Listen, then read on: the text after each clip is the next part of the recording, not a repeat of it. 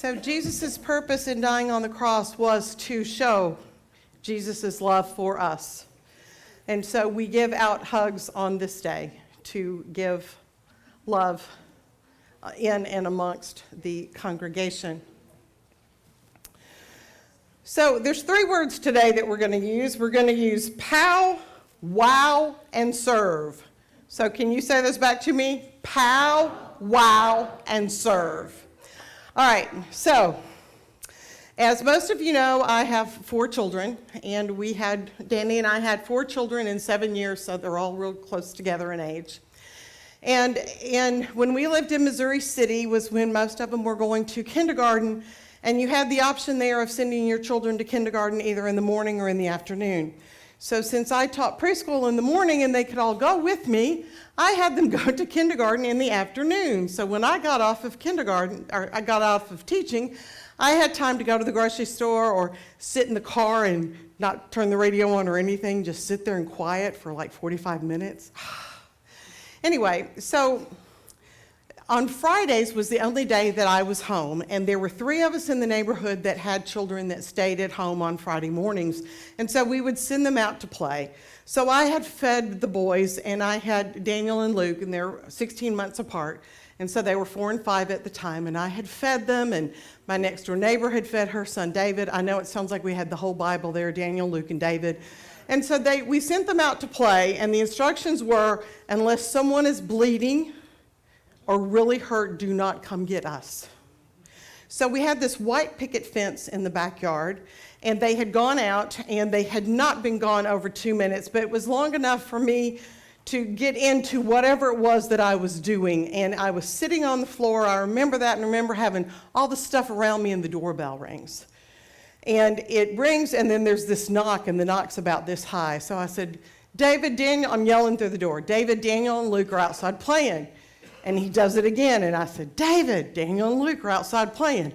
And he does it again and starts ringing the doorbell really fast. So I get up off the floor, and I'm stepping over everything I've pulled out from underneath the cabinet, and I go and open the door, and he goes, come here, quick.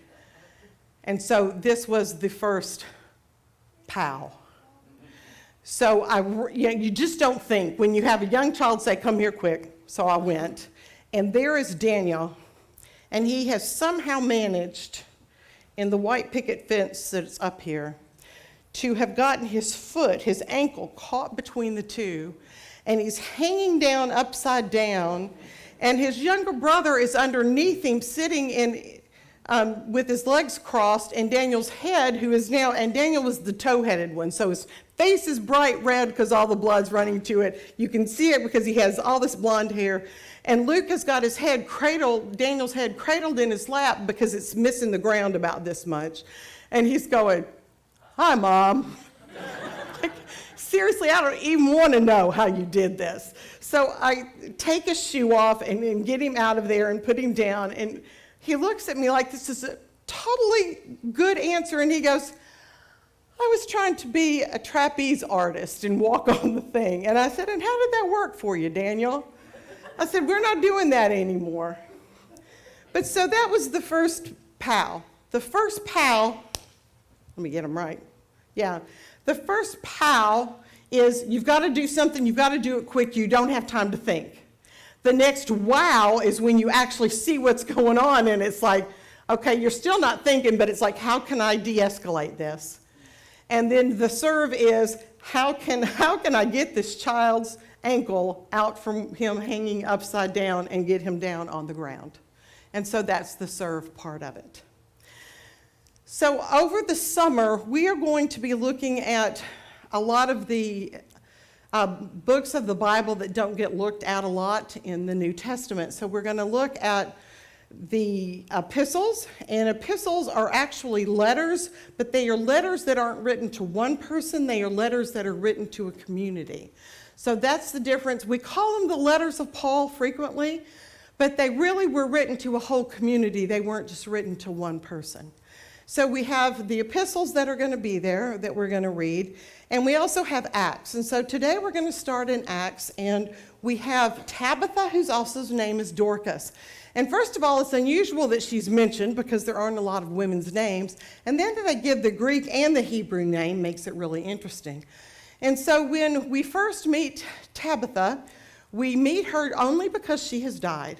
And she has been helping widows and doing all kinds of things for them, and they get the message that Jesus is in the town over, that he's in Lydda.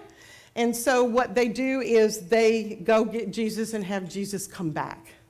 And so Jesus walks in and he sees all of these widows that are crying, and they're showing Jesus all of these beautiful robes that Dorcas or Tabitha has made, and all of these beautiful things that she has done for them, and they keep telling him she has just done all of this stuff and we will miss her so greatly.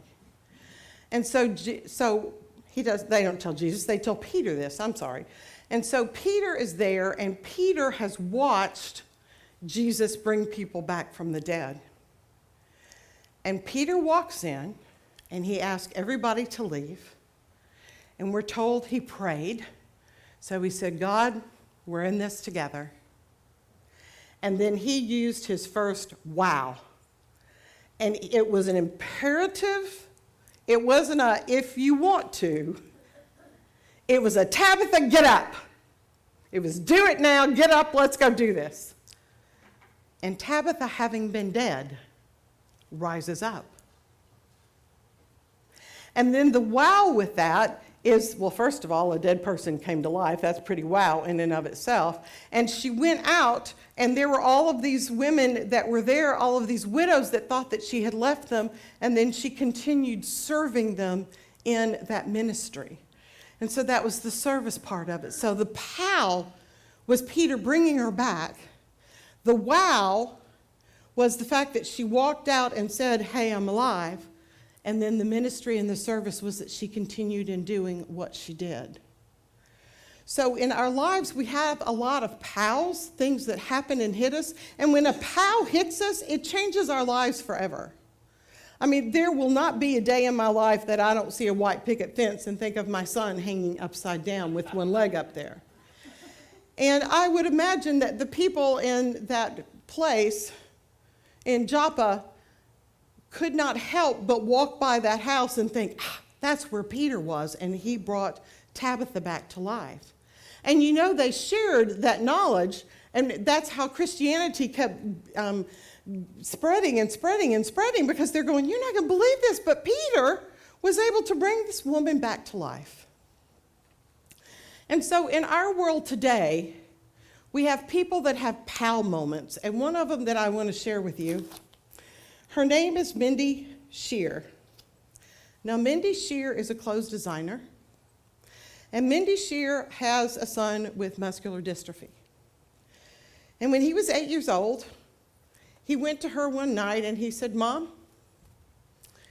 all of the kids in school, all of them, you know how that goes, all of the kids are doing this, which means 2 other ones, but that's all right.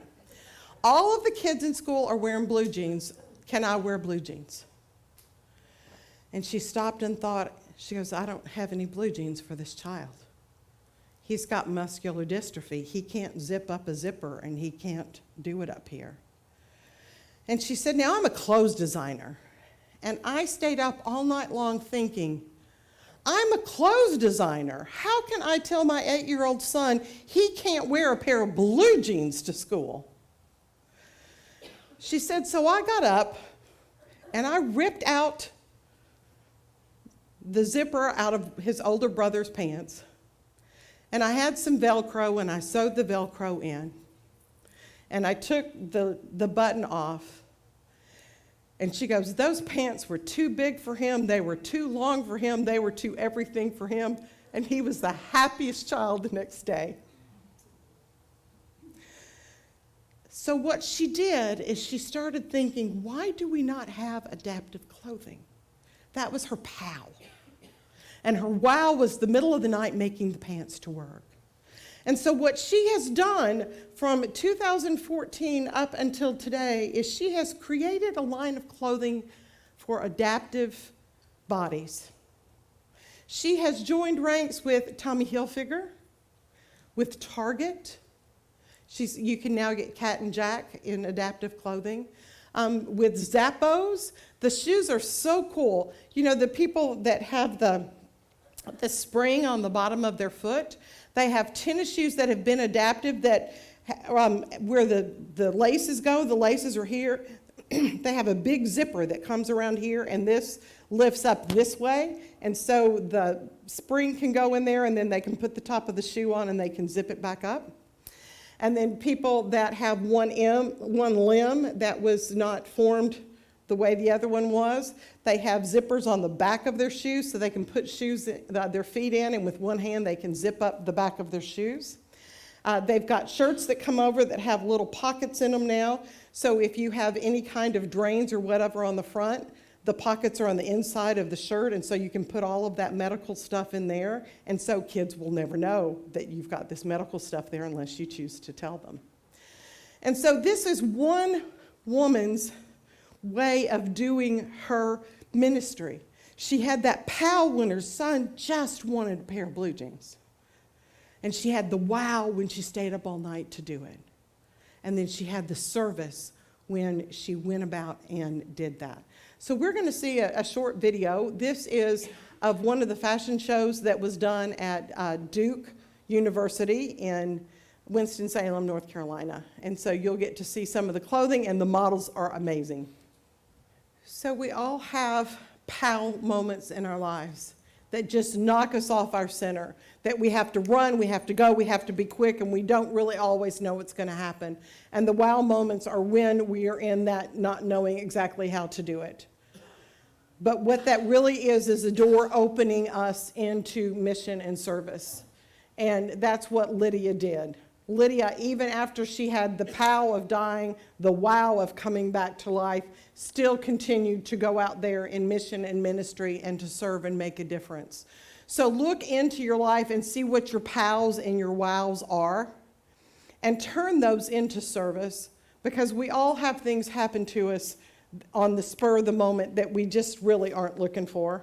I didn't wake up that day to expect my son upside down with his ankle caught. But when they happen, know that God is with you, and know that you can make lemonade out of lemons, if you want to say that. But POW, wow, and ministry. Those are the words for today's message. And all God's people say, amen.